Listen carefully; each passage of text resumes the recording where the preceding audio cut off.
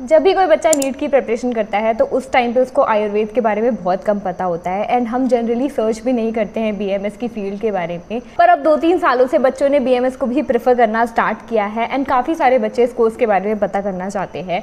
But बहुत सारी miss information भी मिल जाती है। बहुत सारे लोग ऐसा बोलते हैं कि बीएमएस में सिर्फ 15 से 20 हज़ार की सैलरी होती है, इसमें ग्रोथ अच्छी नहीं है, पेशेंट्स नहीं आते, आयुर्वेदा एक सूडो साइंस है। ऐसी बहुत सारी इन्फॉर्मेशन मार्केट में फैली हुई है। Hi everyone, welcome back to the channel. I am Kritika Pandey and मैं बीएमएस की फाइनल ईयर स्टूडेंट हूँ एंड मैंने अपने 4 साल इस कोर्स में दिए हैं, तो मैं तुम्हें सही तरीके से बता सकती हूँ कि बीएमएस कैसा है। मैंने इस फील्ड की अच्छी साइड्स भी देखी हैं एंड बुरी साइड्स भी देखी है। तो आज के वीडियो में ना हम सब कुछ जानेंगे बीएमएस के बारे में कि संस्कृत कितनी पढ़नी है, स्कोप्स कैसे हैं, तुम्हारी जॉब कहाँ पे लगेगी, सैलरी कितनी मिलती है, कट ऑफ क्या जा सकता है गवर्नमेंट कॉलेज के लिए, प्राइवेट कॉलेज के लिए, एंड जितनी भी चीज़ें तुम्हें जाननी चाहिए ना बीएमएस में एंटर करने से पहले, वो सारी चीज़ें हम इस वीडियो में कंपाइल करेंगे ताकि तुम्हें कहीं पे भी जाके चीज़ें ना पता करनी पड़े एंड तुम्हें इसमें एडमिशन लेने से पहले सब कुछ ही पता हो। सो बीएमएस है क्या? Bachelor of Ayurvedic medicine and surgery, जिसमें तुम्हें एंशिएंट आयुर्वेदिक प्रिंसिपल्स भी पढ़ने होते हैं, साथ साथ में तुम्हें पढ़ने होते हैं मॉडर्न सब्जेक्ट्स। एंड इसकी एलिजिबिलिटी क्या है? तो तुम्हें नीट एग्जाम क्लियर करना पड़ेगा अगर तुम्हें बीएमएस में एडमिशन लेना है। तो बहुत सारे लोग ऐसा पूछते हैं कि क्या बिना नीट के एडमिशन लिया जा सकता है प्राइवेट कॉलेज में या फिर गवर्नमेंट कॉलेज में? तो ऐसा कुछ नहीं है, तुम्हें नीट देना ही पड़ेगा एंड नीट क्लियर किए बिना बीएमएस में एडमिशन नहीं हो सकता है। तो डायरेक्ट एडमिशन का कोई रूल नहीं है और कोई दूसरा एग्जाम नहीं होता है आयुर्वेद में एडमिशन लेने के लिए। ये ऑल टोटल 5.5 साल का कोर्स होता है, जिसमें 4.5 साल आपको थ्योरी और क्लिनिकल्स वगैरह सिखाई जाती है और 1 साल की आपकी इंटर्नशिप होती है, जिसमें 6 महीने आयुर्वेद सिखाया जाता है एंड 6 महीने मॉडर्न सिखाया जाता है। इंटर्नशिप में क्या होता है, तो आयुर्वेदिक हॉस्पिटल में आपको 6 महीने बैठना होता है एंड वहाँ पे क्लिनिक सीखनी होती है। अलग अलग डिपार्टमेंट में आपकी पोस्टिंग होती है, पीडिया में, गायनी में, मेडिसिन में, ईएनटी में, सर्जरी में, तो वो सब चीज़ें आपको सीखनी होती हैं एंड साथ में फिर आपकी मॉडर्न में भी पोस्टिंग लगती है जहाँ पे आपको मॉडर्न की क्लिनिकल सीखनी होती है। नेक्स्ट है कि सिलेबस क्या क्या पढ़ना होता है हमें बीएमएस में। तो बीएमएस में ना आयुर्वेद भी पढ़ाया जाता है एंड मॉडर्न भी पढ़ाया जाता है, पर क्योंकि ये आयुर्वेदिक मेडिसिन है तो उसमें आयुर्वेद जो है वो ज़्यादा पढ़ाया जाता है, इसका जो पोर्शन है वो ज़्यादा होता है। तो आपको जो आयुर्वेद में एंशिएंट टाइम पे जो चीज़ें लिखी गई थी, जो प्रिंसिपल बताए गए थे, वो सब चीज़ें पढ़नी होंगी। साथ साथ में मॉडर्न के सब्जेक्ट्स, जो मॉडर्न के कॉन्सेप्ट्स बताए गए हैं, सारे सब्जेक्ट्स आपको मॉडर्न की बुक से पढ़ने होंगे। तो प्रॉफ कितने होते हैं? First, second and third prof, 3 profs होते हैं 1.5 साल के, और इन 1.5 साल के ड्यूरेशन में आपको सारे सब्जेक्ट्स पढ़ने होते हैं। तो हमें सब्जेक्ट्स कैसे पढ़ाए जाते हैं? जैसे कोई सब्जेक्ट है, उसका आयुर्वेदिक पार्ट पढ़ा आपने और फिर मॉडर्न पार्ट पढ़ा। जैसे कि फार्माकोलॉजी एक सब्जेक्ट है जिसमें हमें ड्रग्स के बारे में बताया जाता है कि कौन कौन सी दवाइयाँ कैसे कैसे हम यूज़ कर सकते हैं, किन किन बीमारियों में दे सकते हैं। फार्माकोलॉजी एक मॉडर्न सब्जेक्ट है एंड इसका आयुर्वेदिक पार्ट जो होता है वो द्रव्य गुण होता है, जिसमें हम आयुर्वेदिक मेडिसिन के बारे में पढ़ते हैं। तो जैसे कि पैथोलॉजी सब्जेक्ट होता है, उसमें हम डिजीज़ के बारे में पढ़ते हैं, उनकी पैथोलॉजी कैसे कैसे वो ओरिजिनेट हुई, कैसे डायग्नोसिस बनाते हैं, तो ये हम पैथोलॉजी में पढ़ते हैं। इसी का आयुर्वेदिक पार्ट होता है रोग निदान, तो उसमें हम जो रोग होते हैं उनकी संप्राप्ति के बारे में पढ़ते हैं कि कैसे कैसे वो रोग स्टार्ट हुआ एंड कैसे हम उसकी डायग्नोसिस बनाते हैं। तो यही चीज़ें होती हैं। अब जैसे आप पीडिया पढ़ते हो तो उसका आयुर्वेदिक पार्ट बाल रोग होता है एंड आप गायनेकोलॉजी पढ़ते हो तो उसका आयुर्वेदिक पार्ट होता है स्त्री एवं प्रसूति रोग, जिसमें प्रेग्नेंट लेडी के बारे में आचार्यों ने क्या बोला था, वो सब चीज़ें हैं कि प्रेग्नेंट लेडी को क्या क्या खाना चाहिए अपने 9 महीने के टाइम पे। एंड आजकल तो मॉडर्न टाइम्स में भी लोग आयुर्वेदा को बहुत ज़्यादा फॉलो कर रहे हैं। जो प्रेग्नेंट लेडीज़ हैं पूरी अपना चार्ट आयुर्वेदा के हिसाब से बनवा रही हैं, आयुर्वेदिक डॉक्टर्स को फॉलो कर रही हैं। तो गायनेकोलॉजी में भी काफ़ी अच्छा स्कोप है आयुर्वेद के बाद। तो ये सारे कुछ सब्जेक्ट्स होते हैं जो हमें पढ़ने होते हैं। एंड इसके बाद सबसे बड़ा क्वेश्चन होता है कि संस्कृत कितनी पढ़नी पड़ती है। तो संस्कृत जो एक सब्जेक्ट है वो सिर्फ फर्स्ट ईयर में रहता है, उसके बाद हमको संस्कृत का सब्जेक्ट नहीं पढ़ना पड़ता, पर हाँ जो श्लोक हैं वो हर एक प्रॉफ में रहते हैं, सेकंड और थर्ड प्रॉफ में भी रहते हैं। तो बहुत सारे लोग ऐसा बोलते हैं ना कि सिर्फ फर्स्ट ईयर में श्लोक पढ़ लो, उसके आगे नहीं पढ़ना पड़ेगा, तो ऐसा नहीं है। आयुर्वेद का ओरिजिन ही संस्कृत से है, आचार्यों ने संस्कृत में ही चीज़ों को लिखा था। तुम्हें ट्रांसलेशन हर लैंग्वेज में मिल जाएंगे, ईजी वाले बुक मिल जाएंगे, तुम्हें PDF मिल जाएंगे, जिस तरीके से ईजी तुम बना सकते हो वो बना सकते हो, पर जो श्लोक हैं वो चीज़ें रहेंगी और श्लोक के नीचे ही ट्रांसलेशन दिया रहता है। तो पढ़ना ईजी है, ऐसा नहीं है कि श्लोक पढ़ के आप नहीं समझ पाए तो आपके लिए आयुर्वेदा बहुत हार्ड हो जाएगा। नेक्स्ट है कि कट ऑफ क्या रहता है। तो पहले ना बीएमएस का कट ऑफ थोड़ा सा कम जाता था, पर अब 2-3 सालों में इसका ट्रेंड काफ़ी बढ़ गया है एंड बच्चों ने प्रेफर करना भी स्टार्ट कर दिया है। तो पहले 530-540 में भी मिल जाता था बीएमएस कॉलेज, पर इस साल क्योंकि इतनी ज़्यादा रैंक बढ़ गई है तो इस साल का कट ऑफ थोड़ा हाई रहने वाला है। 590 या फिर आपको 595 मार्क्स चाहिए होंगे बीएमएस ग्रैब करने के लिए बीएमएस की सीट। तो जनरली अगर मैं आपको सेफ रैंक बताऊं तो आपकी 95,000 तक की रैंक या फिर 90,000 तक की अगर रैंक है तो आप बीएमएस कॉलेज गवर्नमेंट सेक्टर में ले सकते हैं। एंड अगर आपको प्राइवेट में चाहिए कॉलेज तो आपको क्वालिफाइंग मार्क्स जो होता है वो अगर आपने क्रॉस कर लिया है तो आपको प्राइवेट कॉलेज में एडमिशन मिल जाएगा। 2024 में इतना अच्छा स्कोर लाने के बाद भी कई सारे बच्चों का सिलेक्शन रह गया क्योंकि इस बार बहुत ज़्यादा रैंक इन्फ्लेशन हुई, काफ़ी ज़्यादा कंपटीशन भी बढ़ गया ड्यू टू सम रीजंस। तो ये सारी चीज़ें आगे ना हो इसके लिए तुम्हारी 25th की प्रिपरेशन बहुत अच्छी होनी चाहिए एंड 25 के लिए मेक श्योर कि तुम्हारी गलती ना हो कोई भी एंड एनसीईआरटी की तुम्हारी बहुत अच्छी प्रैक्टिस हो। इसके लिए तुम ज्वाइन कर सकते हो नीट प्रेप एसेंशियल का एनसीईआरटी अभ्यास बैच एंड इनके बहुत सारे अच्छे फीचर्स हैं। तुम्हें करना क्या है, तुम्हें प्ले स्टोर पर जाकर NEET prep essential app download करना है एंड ज्वाइन करना है अभ्यास बैच को।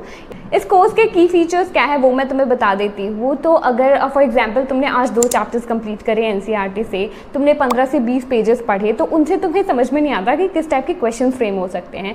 तो इन्होंने हर एक पेज से क्वेश्चन फ्रेम करके रखे हैं, चाहे तुम्हारे पास एनसीईआरटी ओल्ड वाली है या फिर न्यू वाली है, दोनों के ही तुम्हें क्वेश्चन मिल जाएंगे। फॉर एग्जाम्पल तुमने जो भी पेज पढ़ा तुम पेज सेलेक्ट कर सकते हो एंड देन उससे क्वेश्चन सॉल्व कर सकते हो एंड इसमें हर टाइप के क्वेश्चन तुम्हें मिल जाएंगे। जो आजकल न्यू पैटर्न चल रहा है, तुमने देखा होगा लास्ट के 2-3 सालों में कितने ज़्यादा क्वेश्चन आए हैं, असर्शन रीजन टाइप के, स्टेटमेंट टाइप के, ग्राफ वाले, diagram based questions, matching type questions. पिछले 25 साल में जितने भी PYQs एनसीईआरटी से उठा के आए हैं वो तुम्हें एनसीईआरटी में उधर ही हाईलाइटेड मिल जाएंगे, तो तुम उन्हें देख के अपनी एनसीईआरटी में भी हाईलाइट कर सकते हो। तो अगर तुम कॉम्बो पैक ज्वाइन करते हो तो तुम्हें 8 फिजिकल मॉड्यूल्स भी मिल जाती हैं, साथ में 50 OMR शीट्स भी मिल जाती हैं प्रैक्टिस करने के लिए और तुम अपनी ऑफलाइन प्रैक्टिस बहुत अच्छे से कर सकते हो।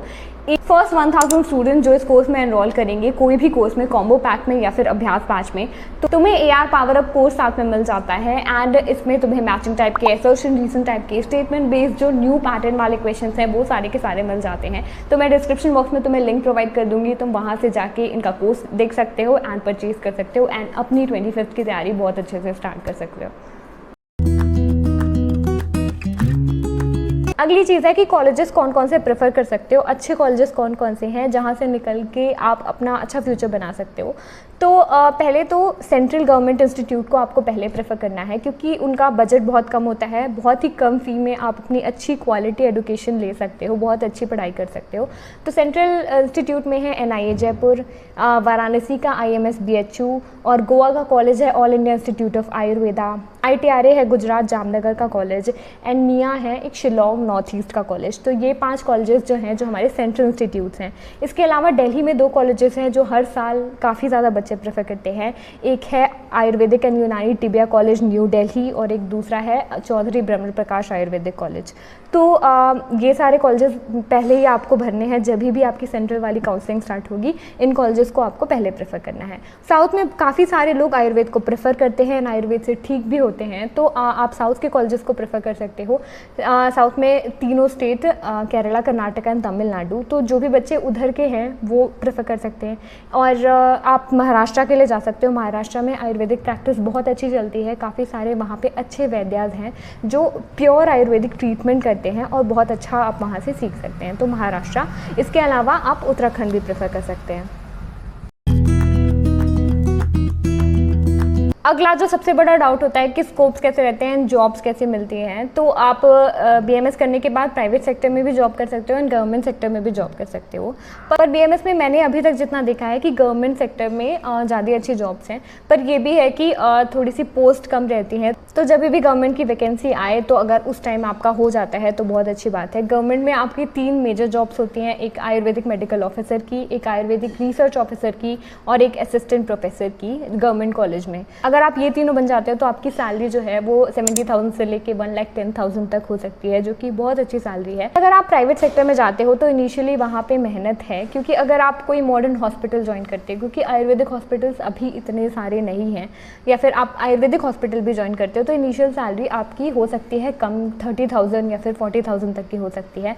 और जब आपको अच्छा नॉलेज हो जाएगा, अच्छी स्किल्स आप डेवलप कर लोगे, तब आपकी थोड़ी सैलरी बढ़ जाती है। तो क्लिनिक सेटअप में अच्छा पैसा है। स्टार्टिंग में थोड़ी सी प्राइवेट सेक्टर में डिफ़िकल्टीज़ आ सकती हैं। इसके अलावा भी बहुत सारे स्कोप्स हैं, मैंने स्कोप्स की वीडियो पूरी बना रखी है, 10-15 जॉब्स भी बता रखी हैं, तो वो आप जाके देख सकते हो। अगला डाउट ये रहता है कि आप पोस्ट ग्रेजुएशन यानी कि पीजी स्पेशलाइजेशन कर सकते हैं या फिर नहीं।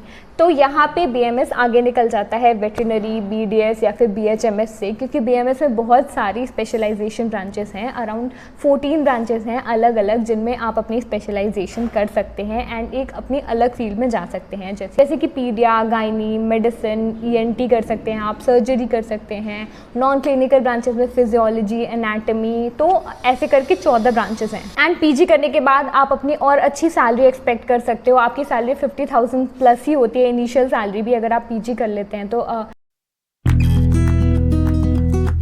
Last but not the least, जो सबसे बड़ा क्वेश्चन होता है कि क्या आयुर्वेदा काम भी करता है या फिर नहीं, कहीं ये शूडो साइंस तो नहीं है, क्योंकि हमारे इतने अच्छे मार्क्स आए हैं तो हम जहाँ एडमिशन लेने जा रहे हैं हम एक अच्छे डॉक्टर बनेंगे या फिर नहीं बनेंगे। तो मैं तुम्हें बताना चाहती हूँ, जितना मैंने 4 साल में आयुर्वेद को देखा है, क्योंकि जब मैं यहाँ पे आई थी तब मुझे भी विश्वास नहीं था इसमें, एंड अभी मेरा ट्रस्ट काफ़ी बड़ा है, क्योंकि आयुर्वेद की जो अप्रोच होती है ना, वो हॉलिस्टिक अप्रोच होती है किसी भी डिजीज़ को ट्रीट करने की। यहाँ पे ऐसा नहीं है कि तुम्हारा हाथ दर्द हो रहा है तो तुमने पेन किलर खा ली, रूट कॉज हमेशा पता लगाया जाता है एंड रूट कॉज को ट्रीट करने के लिए मेडिसिन दी जाती है या फिर थेरेपीज प्रोवाइड करी जाती हैं। और कुछ डिजीज़ में जहाँ तक मैंने देखा है आयुर्वेद बहुत अच्छा काम करता है। स्किन की कोई भी डिजीज़ है उसमें आयुर्वेद के बहुत अच्छे रिजल्ट्स हैं, जैसे कि सोरियासिस हो गई, एक्जिमा हो गया, साथ ही में जॉइंट्स की कोई डिजीज़ है तो उसमें बहुत अच्छे रिजल्ट्स मिलते हैं आयुर्वेद में। आयुर्वेदिक मेडिसिन के जो साइड इफ़ेक्ट हैं वो भी काफ़ी कम होते हैं, क्योंकि यहाँ पे ज़्यादातर हर्बल प्रिपरेशन करी जाती है, प्लांट्स के एक्सट्रैक्ट से बनाई जाती है मेडिसिन, तो ये भी एक अच्छी बात होती है। बस ये है कि बिलीव करने की ज़रूरत होती है। अगर आपका फेथ है, आप ट्रस्ट करते हो आयुर्वेद में, तो आप बहुत अच्छे से ट्रीट हो जाओगे अगर आप इस पैथी को टाइम देते हो। आयुर्वेद में योगा है, लाइफस्टाइल को पूरा अप्रोच करते हैं, कैसे आपको अपनी बैलेंस डाइट रखनी है, क्या क्या डाइट खानी चाहिए, नहीं खानी चाहिए, तो हर एक चीज़ है। यहाँ पे लाइफस्टाइल मैनेजमेंट भी बताया जाता है, सिर्फ दवाइयों से आपको नहीं ठीक किया जाता। तो मेरा यही मानना है, जितना मैंने 4 सालों में देखा है, एंड अब मेरी क्लिनिकल पोस्टिंग भी होती है तो मैंने हॉस्पिटल में भी काफ़ी अच्छे अच्छे केसेस को ठीक होते हुए देखा है। तो आयुर्वेद पे तुम आँख बंद करके विश्वास कर सकते हो अगर ट्रीटमेंट की बात करें तो। बस पर किसी भी चीज़ में सक्सेसफुल होने के लिए आपको उसमें ट्रस्ट होना चाहिए एंड आपको उससे इवेंचुअली प्यार होना चाहिए। तो ये दोनों चीज़ें अगर हो जाती हैं तो आप इसमें भी सक्सेसफुल हो सकते हो। होपफुली ये वीडियो आपके लिए बहुत इन्फॉर्मेटिव रहा होगा एंड मोटा मोटा मैंने हर एक चीज़ बताई है जो भी आपको पता होना चाहिए कॉलेज में जाने के लिए। एंड अगर आपने यहाँ तक ये वीडियो देखा है तो प्लीज़ मेरे चैनल को सब्सक्राइब कर देना, क्योंकि बहुत ज़्यादा हार्ड वर्क लगता है आप तक सही इन्फॉर्मेशन पहुँचाने में। Bye bye.